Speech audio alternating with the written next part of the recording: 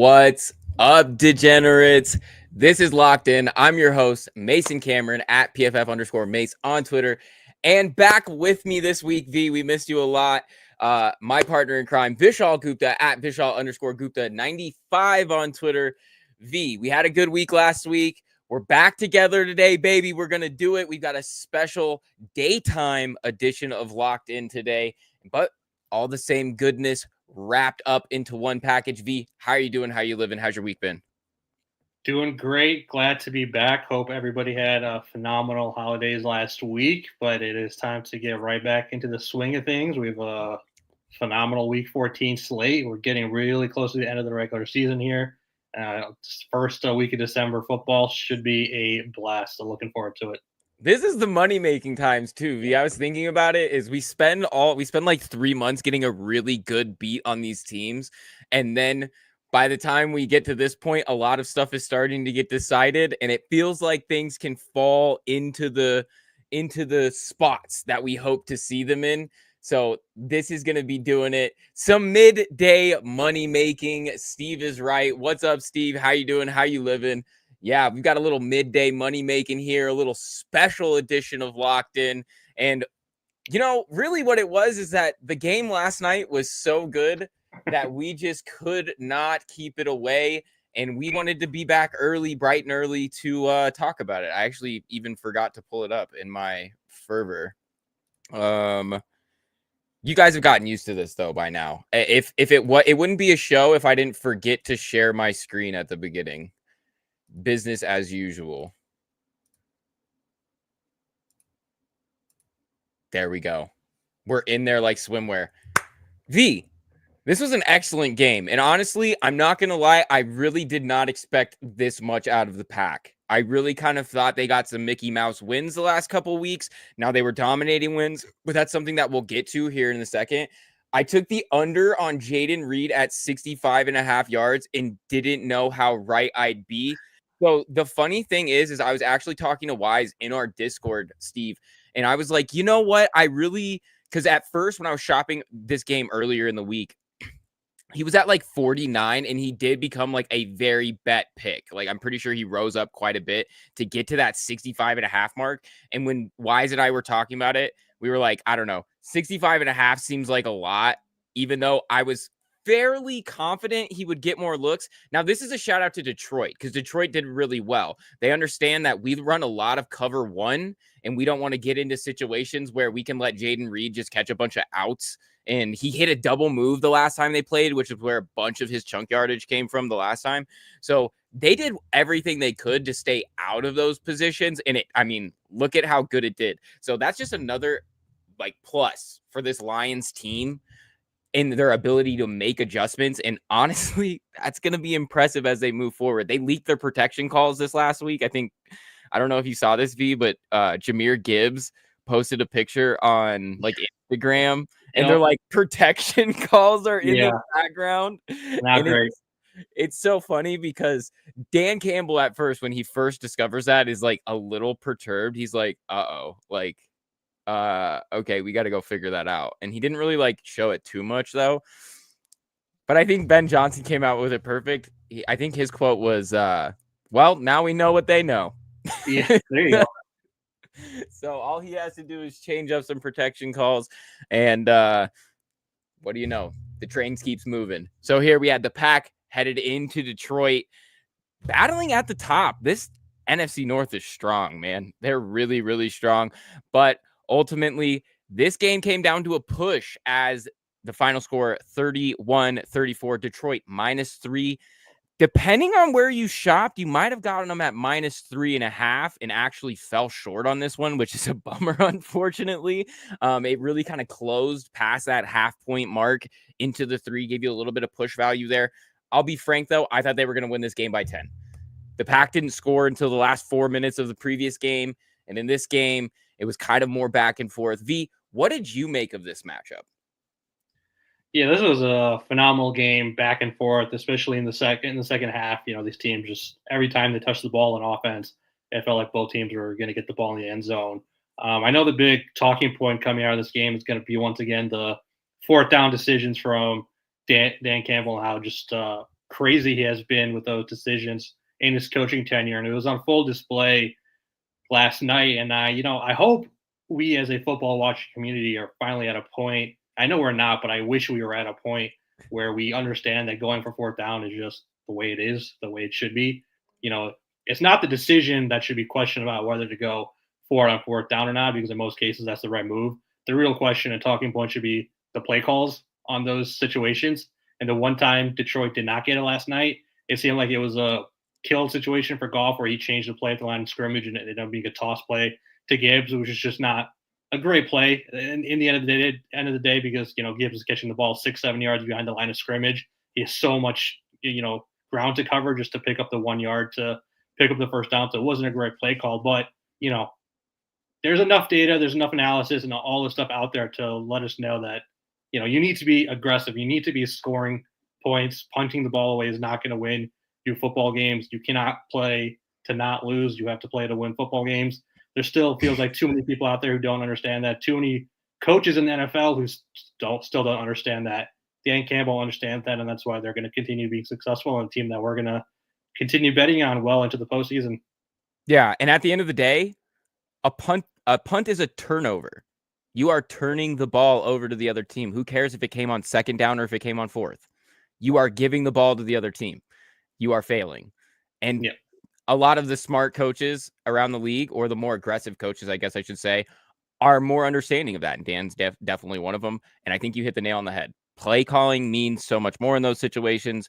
And that is where things have to be under scrutiny. There's actually getting to be more situations where going for two or going for it on fourth is the norm. And it's actually what we're starting to find out is there are more situations where taking the one, or, well, not necessarily taking the one, but going for it on fourth and not going for it on fourth is oftentimes less likely. And when there's an opportunity where it's like, yeah, don't go for it, people get a little bit confused. Like, I know there was a moment in, I think, the Monday night game where Joe Buck's like, oddly enough, analytics say don't go for it here. And it's like, yeah, Joe, do the math of what the score says. Like, right. Of course, if we take the logical approach, yeah, sometimes we're going to get into these moments where it's like, let's go a little conservative here. But by and large, aggression is rewarded, especially at the NFL level, particularly at the NFL level. So that's why we get a team like Detroit where we can continue to, even though they have not done quite as well against the spread in recent month as they had at the beginning of the season. They went, 6 straight covers, and now they've dropped a couple of covers over the last month. They had this push, but something like this is where you have the opportunity to make money with them every single week. And I think that when we come into this part of the season, we are much more comfortable betting on them on a spread that's like this, 3 points at home. Now, frankly, I was very confused. I didn't think this game was going to be anywhere near 3 points. I thought it was going to be much closer to 10 or 2 scores. So shout out to Green Bay for being able to do something. But I think that we're fully well and confident about Detroit moving forward. Now, I will say this as a credit to Green Bay is that you only have so many opportunities to really impress moving forward. And this is going to be one of them where it gives us confidence to bet on them a little bit later into the season against some games that, maybe they're going to be much more competitive in. They've got another game with Chicago coming up. They're going to have, never mind. They have to go to Minnesota. Yeah. They got to go to Minnesota. They've got Chicago. They got some winnable games. They got one against the Saints. So these are some opportunities that we might actually take them heading into the final month or 4 games of the season. So, yep.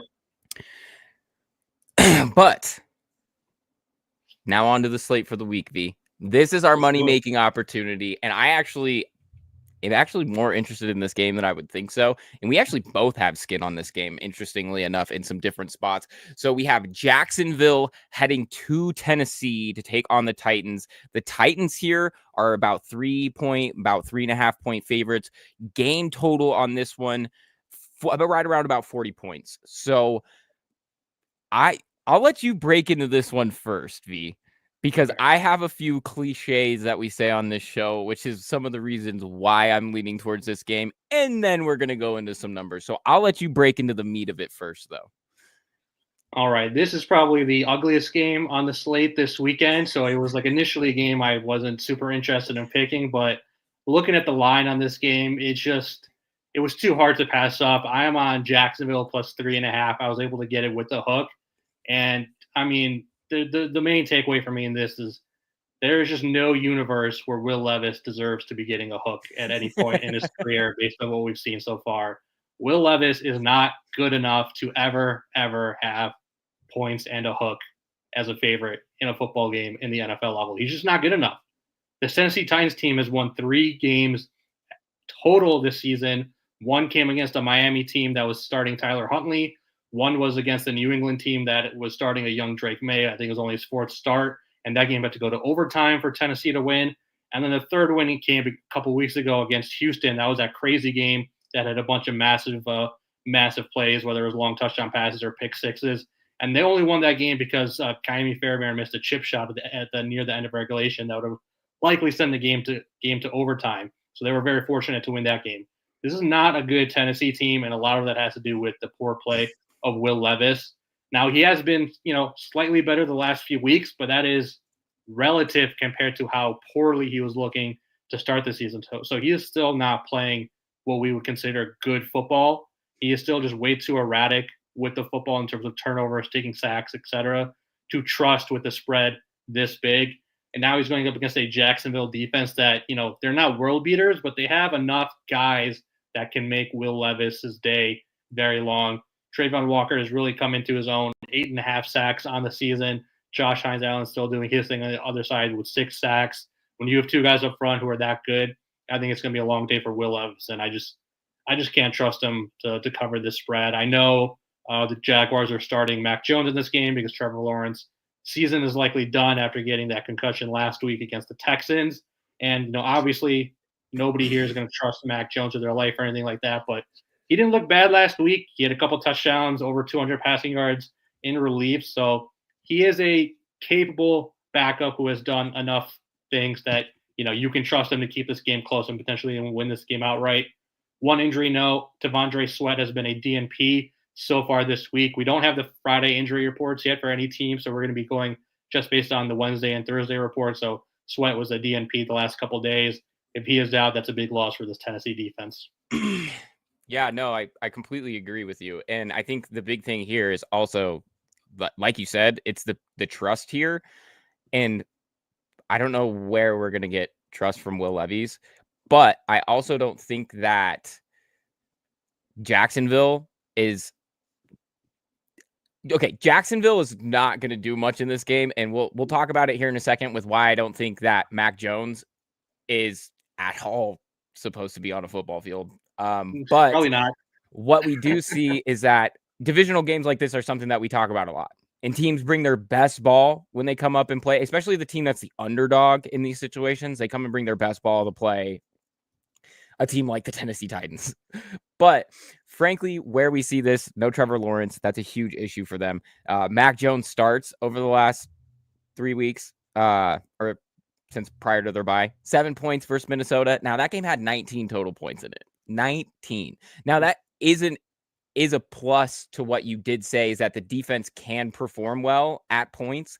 And then we have a situation where, like, the next week they followed up with 6 total points scored versus Detroit. And that game went over because Detroit scored 52 by themselves. 50. But Detroit's Detroit. So, Tennessee's not Detroit. They're not going to put up 52. So, and I know that he had a pair of late scores last week, but this game was also 23-6 heading into mid-4th last week. So It's one of those things that it's like, I don't know if I trust Jacksonville so much, but I'm with the hook. I'd be way more comfortable to take them because, again, I'm not comfortable with Tennessee and Will Levis. What are we supposed to think about them? They have a half decent performance, and then they come out and score 19 against a Washington defense that has 28-0, like early in the second quarter last week. What are we doing? There's a complete no-show against a defense that, not that they have been bad. Well, they have been bad for most of the season, but they've shown some improvements. They've shown some flashes more in recent weeks, but this is supposed to be a defense that you get right against, and they didn't. Whereas Washington turned around and got right against the Tennessee defense. And I think that was something that more people didn't quite expect. Levy's not getting enough zangy zip on his passes. That's true too. That's true too. I don't know. He's this prototypical guy that just seems to like completely, when the play actually starts going, prior to the play getting off the bus, you're like, that guy plays quarterback. And I bet you he's really good. And then it starts to roll and you're like, are you sure? Are you sure that this is the same package? Because it just, sometimes it's very confusing to see what we get from him. And something that I do think is actually going to be the saving grace for Jacksonville in this game, which is going to allow them to cover the spread at +3.5, is going to be if we look at what the Tennessee defense did against Washington's running game last week. That was crazy. I think that can be somewhere that Jacksonville excels in. Because we've seen like Tank Bigsby go ahead and let him get some carries. Travis Etienne, he's had some situations where he's played really well. Well, last week we had Brian Robinson go for 103 on 16 carries and Chris Rodriguez go for 94 on 13. What are we doing? And they were like untouched. That Brian Robinson touchdown, that was the biggest total I've ever seen. I could have run that on the field untouched. It was unbelievable. I could have run that. Definitely. Yeah. Untouched. So it was an incredible, game by them. And I think that if we get any semblance of that from the Jacksonville backfield, this game can be closer than we expect. And that's also why I'm leaning on the under here at 40.5. Just offensive ineptitude. We've seen some resurgence from both defenses. I think that when we see divisional games, you tend to get more hard-fought games. And I just think that if these teams run the ball like they maybe should, I think you're going to have situations where we're reducing the time of this game. This game goes by much quicker. It doesn't show up on red zone very often. And this game ends with 16-13. And this is a close game. So I'm right there with you. I think that that's where we land with that one. It's so funny because it's these ugly games that actually have some really good money-making opportunities for sure. The next game we have on the slate is going to be the Jets headed into Miami to take on the Dolphins. I'm not quite sure why this line continues to move towards the Jets. Yeah. Honestly, but it's okay because we'll continue to take it. V, I know you have a take here on this one for Miami to cover at where they're at right now, -5.5. And like we said, this game has shifted quite a bit. I think it started at a clean 7 earlier in the week, shuffled down to 6.5, and now I think it's down to a 5.5. So yeah. I'll check on that exactly to see where it started. But what is your read on this one, V? Yeah, like you said, I like the Dolphins in this one to cover 5.5. That's where I got it. I mean, we really just have to start with the Jets stink. I mean, this Jets team had 2 kickoff return fumbles last week and returned a kickoff themselves for a touchdown and still lost the football game. They couldn't even cover the spread against the Seahawks. I took the Seahawks last week at -2. When I saw that score early in the game, I thought it was over. I thought there was no chance Seattle was going to come back and win that game. And lo and behold, they came back and they won that game. Just an absolutely pitiful showing once again from this Jets team. Just unbelievable how you can get that much special teams luck and not win a football game. And, let's start with Aaron Rodgers on offense.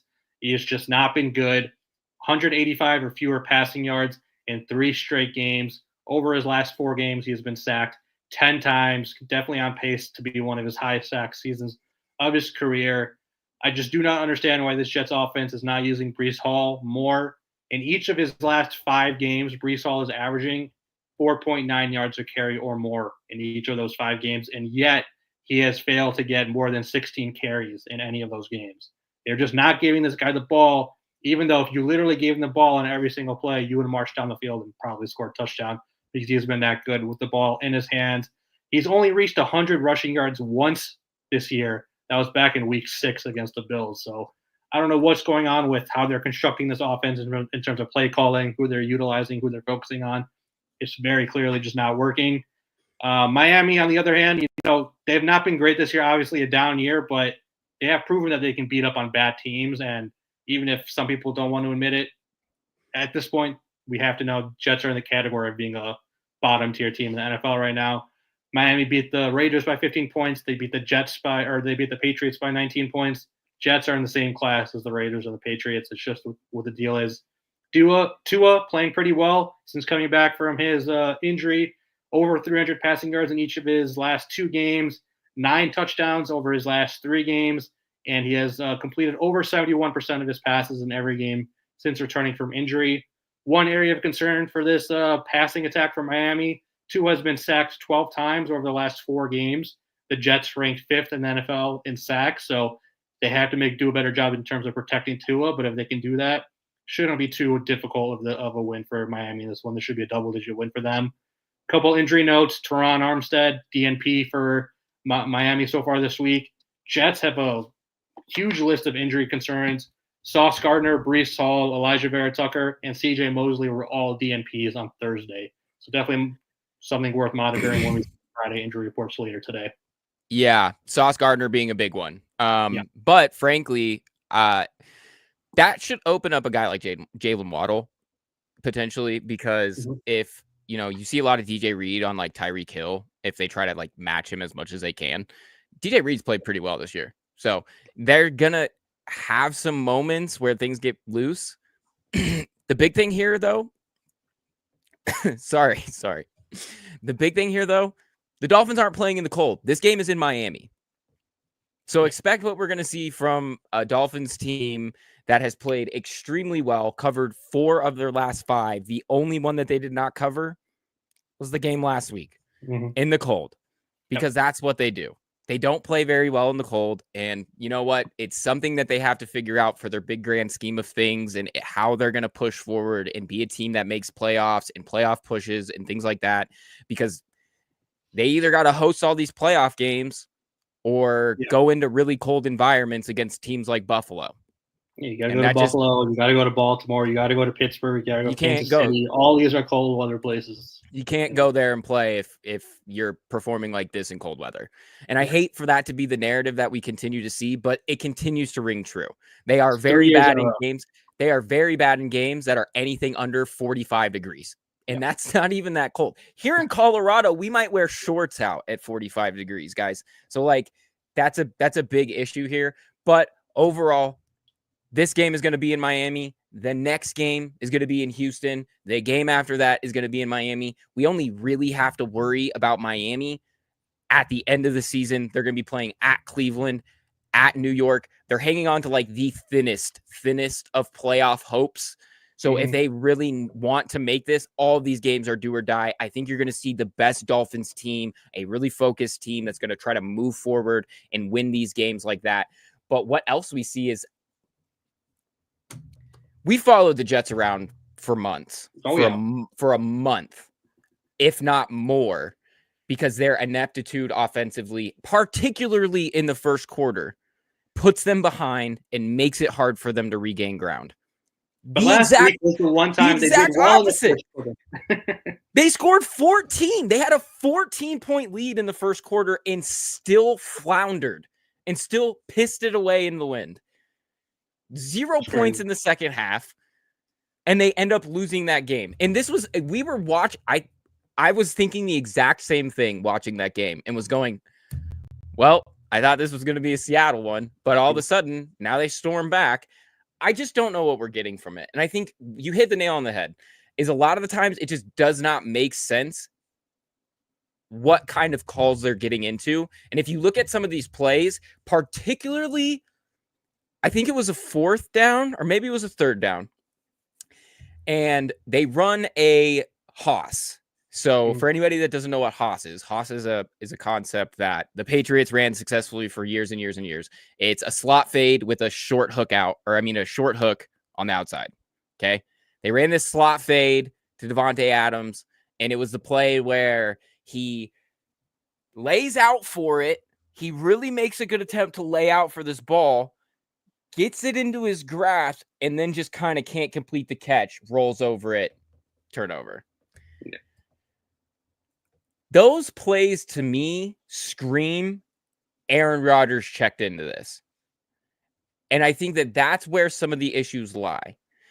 It's not that Aaron shouldn't be allowed to check into plays. I just don't think that Aaron is comfortable understanding that he's not the same player he used to be. And now that doesn't mean that Devontae Adams, to be honest. And neither is Devontae Adams. And that doesn't mean that they can't be successful, because they can. They can be successful. I think that they have stuff left that they can show. But what we see is that they get into situations where he's like, this is not a high percentage play when you need 3 yards. This is a high percentage play when we're trying to catch a defense napping in a certain coverage. But he's been successful getting that on third down in his career. So he thinks of it as a successful play on third down. And this is a matchup I like, and I'm going to take advantage of this matchup and whatever. Those are fine, sound football ideology, concepts, theory, whatever. But what we're seeing is that he just can't hit these plays with consistency as he used to. So until we see the scheme continue to be like a more well-rounded and thought-out scheme where you're giving Breece Hall the football 24 times a game, as you should be, then they'll maybe start getting closer on some of these spreads. Until then, I don't know that either of us are going to be betting anywhere near them, or I shouldn't say anywhere near them. We're not going to be betting on them, but we'll be betting against them probably quite a bit as they move through the end of the season. Games that they still have here, they're going to be at Jacksonville. Look ahead line on their game at Jacksonville next week. They are road favorites. Depending on what we see from Mac, we might make a lot of money next week. They have at home against the Rams, and then they're on the road in Buffalo, and then they're hosting the Dolphins. And we talked about that. So something to be watching moving forward, but this could be a team to make a lot of money against as we approach the end of the season. The next game on our list, when I look at the schedule and I see matchups like this, sometimes my old man self goes, bah humbug, and just like, is like, why do these teams have to play twice in 3 weeks? Right. But now I'm really excited because the last game was really good. Everybody remembers the snow globe game from a couple weeks ago on Thursday night. So here we have Cleveland this time heading into Pittsburgh to take on Mike Tomlin's Steelers. Tomlin's made us a lot of money this year, V. They are 6.5-point favorites at home. Game total on this one, about 44 points. And where are we at on this one? Let me see. Oh, I see. I like your read on this one. I had to refine it on the list here.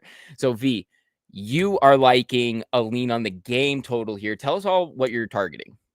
Yeah, I'm liking the over in this game at 43.5. And honestly, when we have Jameis Winston playing football like he has been the last couple of weeks, and literally anything can happen on any given snap, it is hard not to take it over, especially when it's kind of as low as this one is. Last week, Monday Night Football, Jameis goes into Mile High against a solid Denver defense, and he puts up 497 passing yards, 4 passing touchdowns, but he also has 3 interceptions, 2 of which are returned for touchdowns. So in essence, he had 6 passes that resulted in touchdowns last week. And you have a guy who can do that.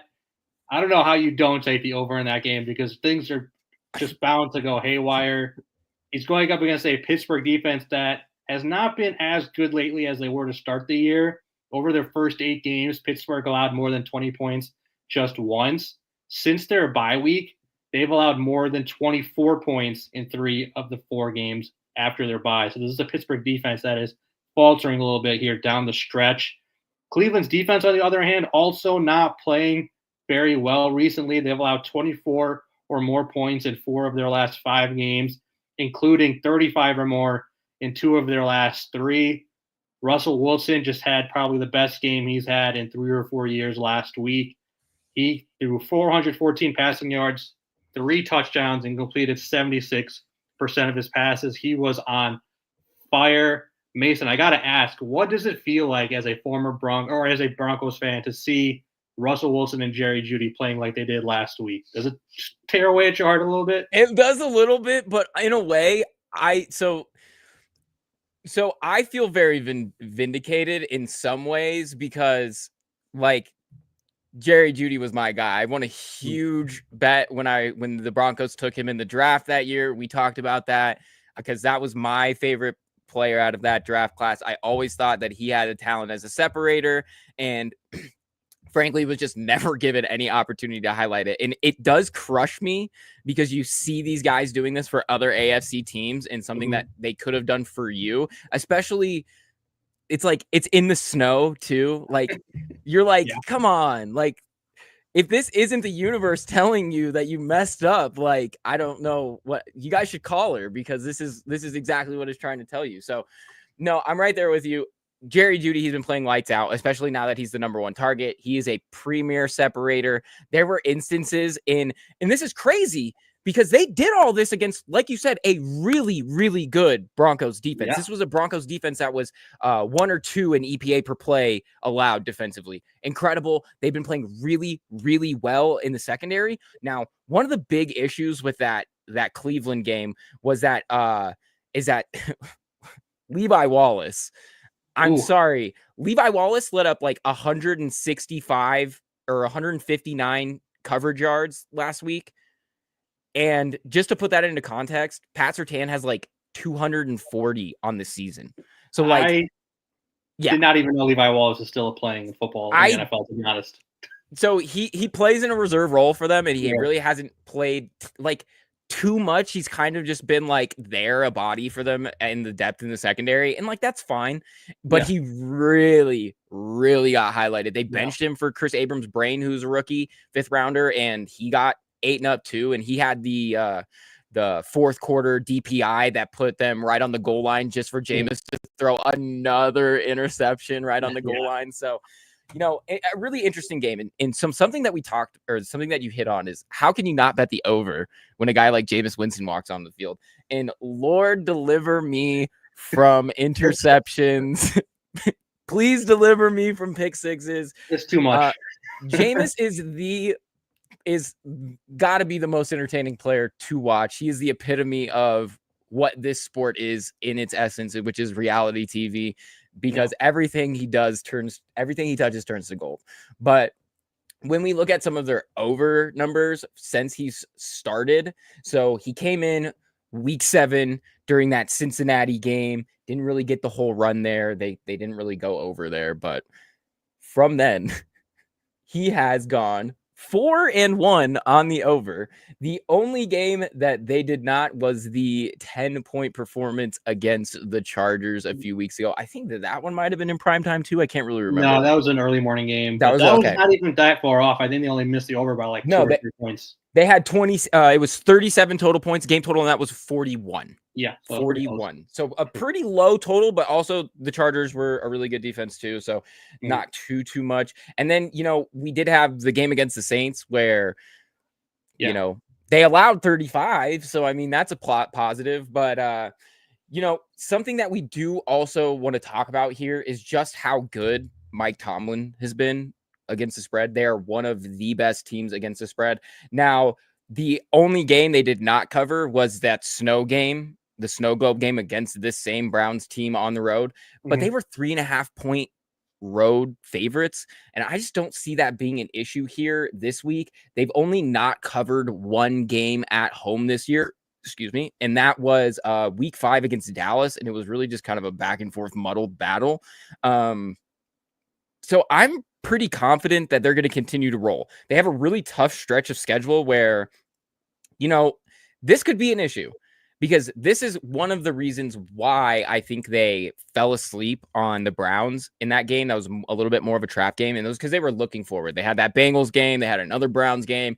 And then this is really where the teeth of that schedule comes in that we've kind of been talking about for the last few weeks. They've got at Eagles, at Baltimore, at home versus Kansas City. And then, you know, the Bengals game at the end of the year doesn't carry as much significance now because the Bengals are more or less, you know, dead on arrival. But that's a tough stretch of games. So if they're at all looking past this game, now I think they won't, because they did just get beaten by this team. but that's something to monitor moving forward. At 7, I'm probably gonna maybe lean my money in a different direction or on a different game. But at 6.5 here, I think that's a decent value that you would like to see. And I mean, it's not that I would set the line differently if I was setting the line. I just think that it could be a slightly different look there. But anyway, I'm beginning to ramble. It's going to be a really good game. Can't wait to see it play out. And oh yeah, I didn't even say anything about Russell Wilson, but I want to rewind the clock back for everybody. If Steve's still in the audience, he's gonna definitely remember this. I was the one who said that Arthur Smith and Russell Wilson were going to be a good combination. I was the one that said that. That's what I'll leave everybody off on. Yeah. Next game on the schedule here, though, we have the Seattle Seahawks heading into Arizona in the late slate. Arizona here, minus 2.5 point favorites at home. Game total on this one, 44.5. V, tell me which way you are leaning on this one. Yeah, I'm liking the under in this game at 44.5. I just think both offenses are not playing good football at the moment. We'll start with Arizona. Their offense has definitely been slipping over their last couple games. They have 1 total touchdown in their last 2 games combined, just 28 total points. That includes the game 2 weeks ago against the same Seattle team in Seattle, and then last week on the road in Minnesota. In those 2 games, Kyler Murray 1 touchdown, 3 interceptions. He was sacked 6 total times in those 2 games. 5 of them came against the Seahawks a couple of weeks ago. Main thing, though, is that their rushing game has really disappeared in this stretch. James Conner in the last 2 games, 24 carries, 76 total yards on the ground, just not good enough. Against the Seahawks a couple of weeks ago, just 7 carries for 8 yards. That is a disaster stat line for James Conner, no matter the situation or scenario or the game. You cannot allow that to happen. But you have to give credit to the Seattle defense. A lot of it is they have been playing a lot better. I know I specifically talked a lot about this in the preseason and the beginning parts of the season, that I thought the Seattle Seahawks defense was going to be one of the best units in football just because of the young talent they have and bringing in Mike Macdonald as their head coach. They definitely did not come out of the gates running and were not a very good unit to start the year. And I kind of faded on them and it was was highly disappointed in how they were playing. But it seems like this is one of those situations similar to what we've seen in Philadelphia under Vic Fangio, was that it just took some time for this unit to gel and figure out what this defense is supposed to look like and for guys to get healthy. Now they're on a total roll, especially coming off their bye week a few weeks ago. In the 3 games since their bye, they've allowed 21 or fewer points in each of those 3 games. This includes last week when their special teams just forgot how to play football and put them in a bad position. So they really only gave up, 1 drive where the Jets went down the field, like a full field drive, and scored points. Other than that, it was all short fields or kickoff returns for touchdowns. So the Seattle defense still playing good football. In those 3 games, they have 9 sacks and 4 takeaways. So just playing really solid football on defense. On offense, though, still hard to trust the Seattle offense. I know I talked about this a couple of weeks ago where I'm not totally in with what we're seeing from Geno Smith on offense so far this year. And I'm going to stand by that. I'm just not able to trust what they're doing offensively. Less than 290 yards of total offense in 3 straight games. On the season, they have 19 turnovers. That is the 6th most in the NFL. So just not a team that's doing a good enough job taking care of the football. Going up against an Arizona defense that has allowed 3 total offensive touchdowns in their last 4 games. So that's a unit that is also improving as the year continues and playing good ball. Couple injuries for the Seahawks. Kenneth Walker and DK Metcalf, DNPs on Wednesday and Thursday this week. So definitely something to watch to see what happens on the Friday injury report. If those guys are out, that's a big loss for this offense. Yeah, no, absolutely. And, it's so funny because I was saying just a couple weeks ago about, man, Geno, he threw this ball. He's got some fearless balls, but then he's also got some weird throws. It just doesn't make sense sometimes.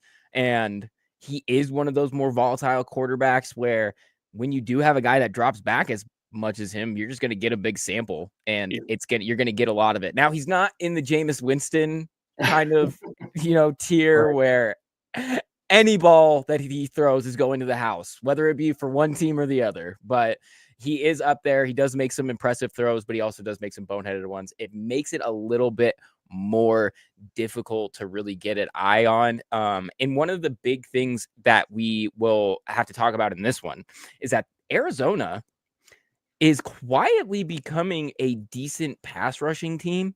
And part of it is because they've been throwing a lot of tricks at teams. They've been throwing a lot of goofy stuff.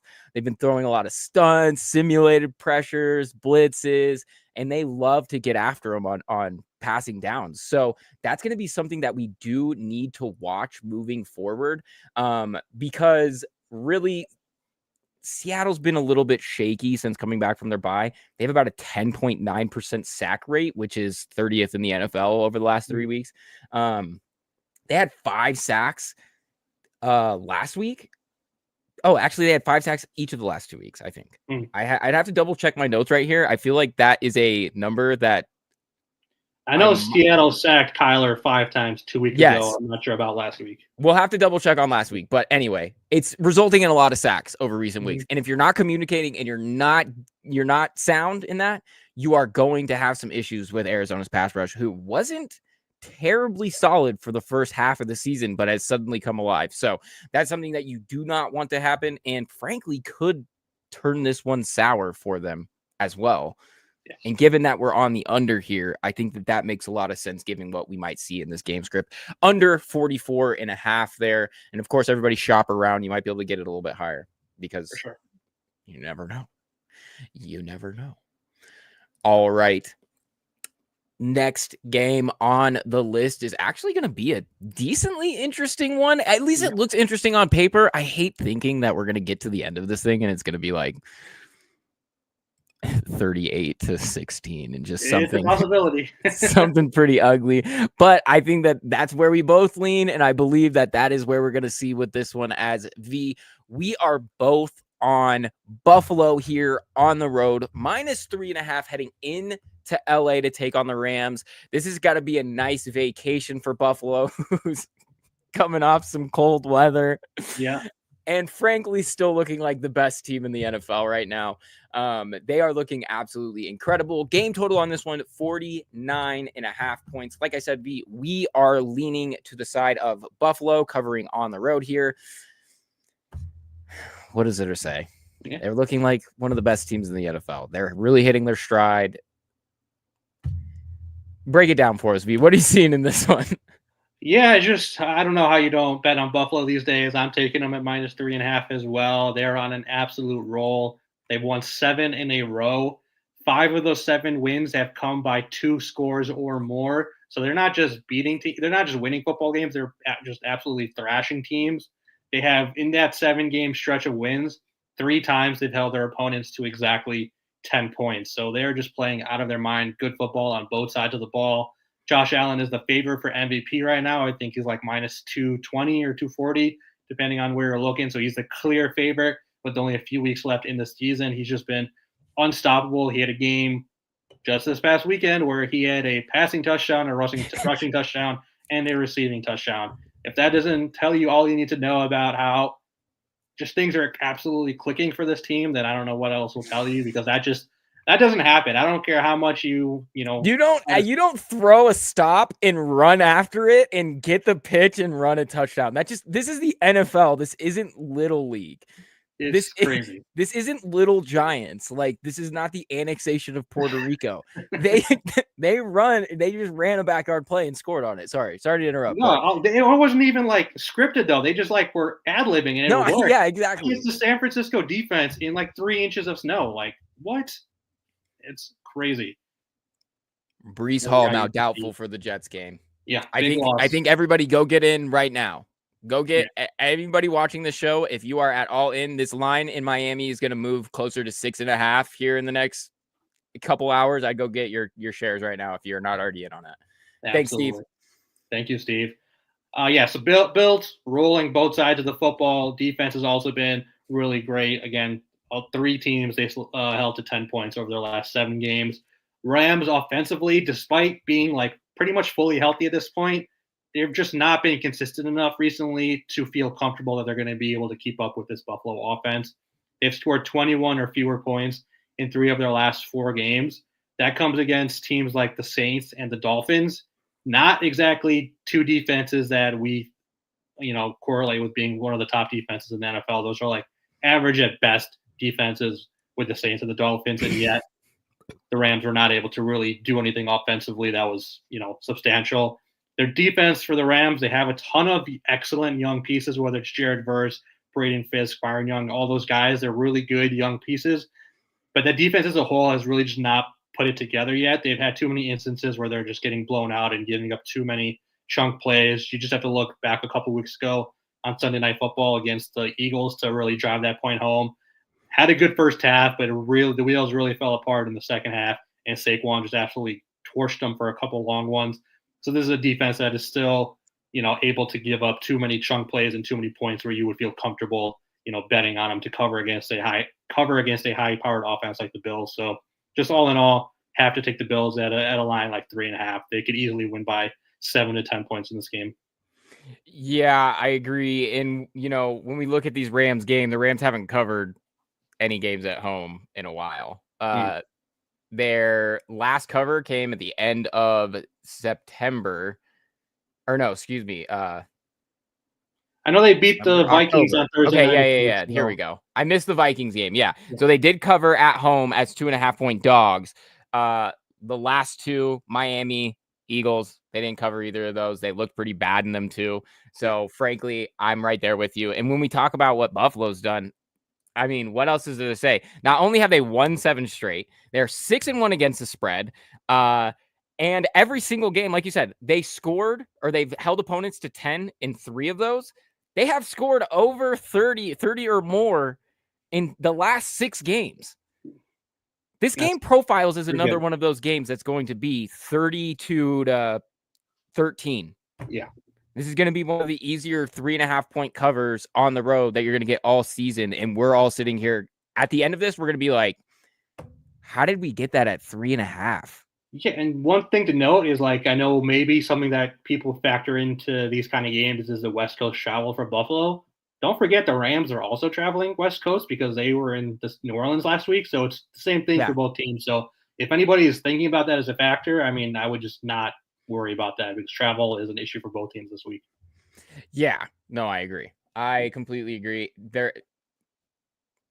And has Buffalo really been the team that doesn't travel well? I don't know that Buffalo's ever even really gotten the reputation. Like a month ago and destroyed the Seahawks. So yeah, I'm not sure where. Yeah, I think that might just be, some grasping at some sort of rationale for it, for sure. I wouldn't actually think that that's baked into the line anywhere, but in case there are people out there I agree. who still take that into account, I would ignore that for this week. Yeah, exactly. I agree. The last game on the slate. I hope Steve is still in the audience. Go ahead, Steve. Let it out. I know it's a exciting day for many Bears faithful. V will let you have an opportunity here to speak on the situation at hand. No comment. No comment. Nothing that we haven't already said before. But this is going to be another one of those sort of cliches that we're going to fall into here. And I'm going to take the Chicago Bears. But there is one reason why it is not quite a cliche. And we're going to talk about it here in a second. Steve says, not worried about the offense. Curious how the defense looks without Eberflus calling plays, though. Given the reports that I think we heard out of the locker room, in particular from guys like Jalen Johnson, I think that any shift in how they call this defense is going to be well met. I think that this is going to be one of the head coaching interim bumps of all time that we're going to see. And unfortunately, I think it might have a negative down the road in terms of how they pick their next head coach, because frankly, I could see them doing pretty well down the stretch and falling into that trap and letting a guy like BJ go to another team. But that's just my, conspiracy of how can they end up shooting themselves in the foot on a situation that is actually probably looking like it's going to be on the upswing here. So breaking down into just what the market's saying for this game, we are looking at the Bears heading into San Francisco to take on the 49ers. The 49ers, 3.5-point favorites here, or 4-point favorites, depending on where you shop, at home. And the game total on this one, roughly about 44 4 points. V, you are on the game total here. Like I said, I am on Chicago at +4. And something I just want to say about what I've seen out of Chicago since we've seen that change, because frankly, they look like a much better team. And now Thomas Brown is going to be taking over for Matt Eberflus. For anybody who lives under a rock and has not heard the news, Matt Eberflus has been let go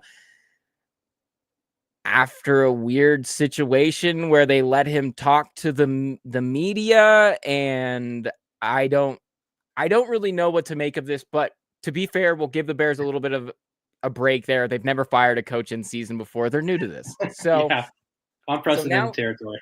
Yeah, unprecedented territory. So now we have Thomas Brown. He's going to step into the interim role. And what we've seen from this team since Thomas Brown has come in is the offense looks so much better. And while they're losing games still, they're on their 6th straight loss. Since Thomas Brown took over, this team is 2-0-1 against the spread. Yeah.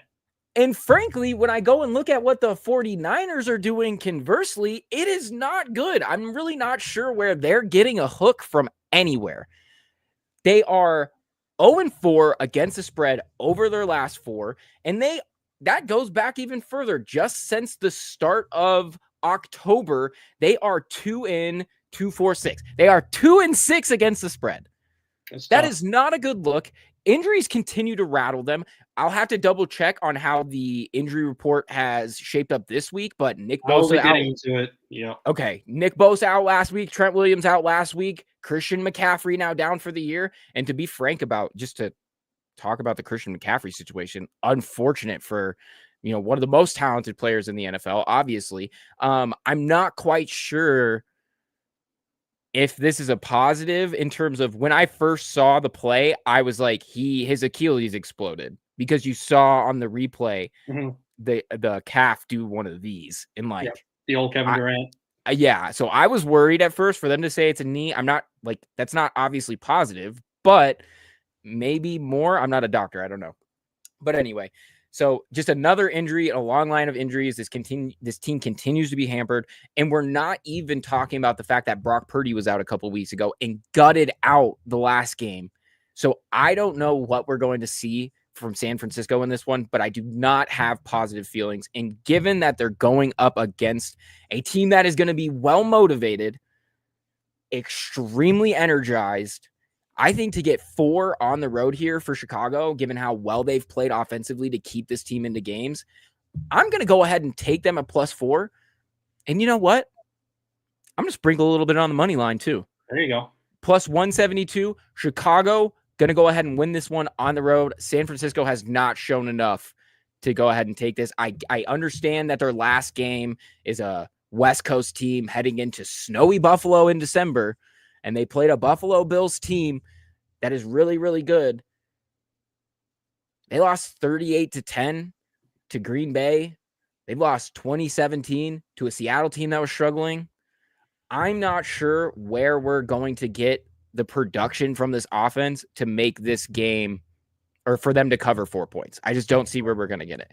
But that's where I'm on that one. And that actually leans into what you are going to be leaning into here with the game total. Tell us which way you're leaning on that. Yeah, I'm also right there with you on the spread, but the pick I like even better in this game is the under at 44 points. Big thing is just way too many injuries. You talked about it for San Francisco. Chicago also has quite a few injuries offensively that we have to get into. Starting with San Fran, you already mentioned Christian McCaffrey went on IR because of the leg injury last week. Unfortunate to see. They also placed Jordan Mason on IR this week. So they're down their top 2 backs. They're going to have to go to the rookie Garendo and somebody else who they have on their roster. I can't remember off the top of my head. But they are now on their 3rd and 4th string running backs. Trent Williams has been a DNP all week so far with an ankle injury. You already mentioned Nick Bosa on defense. He has also been a DNP so far this week. For Chicago, DJ Moore, DeAndre Swift, and Roschon Johnson have also all been DNPs on Wednesday and Thursday so far this week. Those are going to be some pretty heavy losses. I think people will see DJ Moore as a big one. I actually think the injuries at the running back room are probably even bigger because it is both your number 1 and number 2 backs. If those 2 are gone, you're kind of looking at guys like Travis Homer to step in and be your lead back, and that's not a situation that you think is probably going to go over super well. This is still a young quarterback in Caleb Williams. Having an efficient running game is still critical for him. And when you put in somebody like Travis Homer, it's probably not going to go super well. So it's seemingly like it's going to be a heavy drop back day for Caleb Williams in this one. So we'll see how that one goes. Like you mentioned, Seattle's offense, it's fallen apart. 17 or fewer points in 3 straight games. I understand that one of those games included Brandon Allen, but last 2 had Brock Purdy, and it's just been a disaster. Nothing is going well for the San Francisco offense. Going up against the Chicago defense that, while they have not been as good as they were earlier in the season, they've still been solid. They have allowed 23 or fewer points in 3 of their last 4 games. They rank 6th in the NFL in terms of takeaways. I know Steve mentioned he was curious to see how the defense would play without Eberflus calling the plays. I would imagine that they would actually be better. It seems like Eberflus is just a very cautious guy in general, and a lot of his defense was seemingly very cautious. Just a lot of guys too far off the line of scrimmage in terms of coverage, giving wide receivers too much space. Very little blitzing, even though their defensive line is not able to get to the quarterback at a high enough clip. So hopefully when you bring in somebody like Eric Washington to call plays, we're going to see a little bit more aggressiveness on that defense. They can, get to the quarterback more and create more havoc. That's what I'm hoping to see with the change in play callers. But even then, even if they stay the same as they've been, still a good defense that can, do enough against this San Francisco offense that is missing so many pieces. They still are not without Brandon Ayuk, along with the running back injuries. Debo is a shell of his former self. He might as well be injured too. So there's just not a lot of threats when all those guys are out for San Francisco. Yeah. And, you said about the Chicago defense too. It's such a crazy turnaround because they really did become so complacent in play calling. And that's after the start of the year where they did look pretty good defensively and were actually throwing the kitchen sink at people. And they were looking pretty good and they were getting aggressive. And it seems like that bit them a little bit there in the middle of the season. And then they just Eberflus just locked up. Stop calling any of these really awesome blitzes and any of these really kind of allowing Sam Darnold to torch you like he did a couple weeks ago in the fourth quarter and overtime. Inexcusable as a guy who calls himself a defensive coach. Defensive coach. Yeah, exactly. So, frankly, I think we're both on the same page here. Go ahead and take your Bears points and go ahead and take the under here. It is going to be an interesting one, to say the least. For sure. So that does us there for the Week 14 slate, V. It's time flies. We're in the last month of the regular season. And while all the fantasy guys are starting to wind down, they're helping you with your playoff lineups. Make sure you tell your fantasy guys you love them. Yeah. And then you come back to us and we'll keep making some money all the way through the playoffs. We'll get you your fantasy league buy-ins back. We'll get you your buy-ins back. Come to us locked in every Friday at 8 p.m. Eastern. We will be back same time next week. Follow all the team on their socials. Hit us up in our YouTube, subscribe, follow us on Twitch, all of that good stuff, because we are going to be here until the final kickoff, until the final bell. Until the Super Bowl, baby. We'll be here. Until the Super Bowl, baby. And make sure you hit us up in the Discord, importantnonsense.com. That's how you become a member. You can chat us up. You can get all of our picks in there. We've got some good picks for the primetime games. I've got a couple in the chamber. We were talking with, some people in the Discord about the Thursday night game. If you ever have any questions on a game, hit us up. We're happy to give you our read on it. Yeah, that about does it, V. You got any parting words for the folks at home? Should be a phenomenal Sunday night football game. Chiefs, Chargers. Definitely going to have a couple picks on that one, so hop in there. Probably going to skip the Monday night game, to be honest. It's just going to be in the background. But if you're a Simpsons fan, out there, make sure you watch that stream. That should be somewhat interesting. Maybe that's the only reason to watch Monday night football this week. But, yeah, should be a fun slate of football. It's going to be even better next week, so definitely come back and hang out with us. We're going to have a ton of awesome picks for those great games next week. It's going to be a good time. I can't wait to do it. And until next time, everybody, I was going to say good night and good luck, but I guess have a good day and good luck.